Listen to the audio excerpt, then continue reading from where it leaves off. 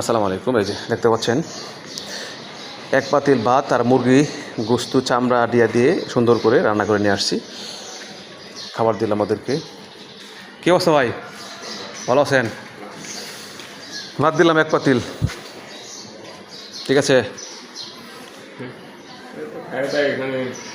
হ্যাঁ, ওখানে থাকে সবগুলো আসে না তো আজকে, আরও তো প্রায় 7-8টা কুকুর না, আজকে 4টা আসছে। এই যে এই 4টার খাবার দিলাম, কারণ ওদের খাবারটা একটু মানে অপেক্ষা থাকে যে কখন খাবার দিব, বুঝেন নাই? এই যে রাত্রে রান্না করছি, তো রান্না করে রাখছি, সকালে দিব। সকালে বৃষ্টি চলে আসছে, পরে দিতে পারিনি আর, বুঝছেন? এইভাবে আর খাওয়াচ্ছি, কারণ ভাত না গেলে তো ওদের পেট ভরে না, আর রুটি দিলে তোর পেট ভরে না, বুঝেন নাই? ঠিক আছে না?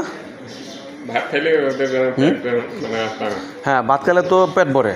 মনে করেন যে মুরগি আছে না, মুরগি দিয়া তারপরে যে মুরগির যে আমি তো আবার মুরগি কিনে নিয়ে আসি, যে বডি আছে না, বডিটা বডি চামড়া, কারণ ওরা কুকুর পছন্দ করে, তো ওগুলো সিদ্ধ করে কেটে তারপরে গরম ভাত, হ্যাঁ, ভাত রান্না করে এবার মা খাই দিলে সুন্দর খেয়ে ফেলে। কারণ ওরা কিন্তু তরকারি খাইব না, যে জাল মাল দিবেন, বিভিন্ন তরকারি আছে না, ওগুলো কিন্তু বেশি একটা খায় না, মানে জুল মুল দিলে। আমি তো শুধু লবণ দিয়ে সিদ্ধ করি, লবণ দিয়ে সিদ্ধ করে তারপরে ভাত মাখাই দিলে সুন্দর খেয়ে ফেলে। দেখেন এই যে একটা ভাত না, সব সাইডে খেয়ে ফেলেছে, বুঝছেন? এই যে একটা ভাত না, কারণ ভাতটা গেলে তো পেট ভরে ভাই, বুঝলেন না? আমরা যেমন কোথাও থাকি না, যেমন খিদা লাগে, রুটি খাইলে কি পেট ভরে, ভাত না খেলে?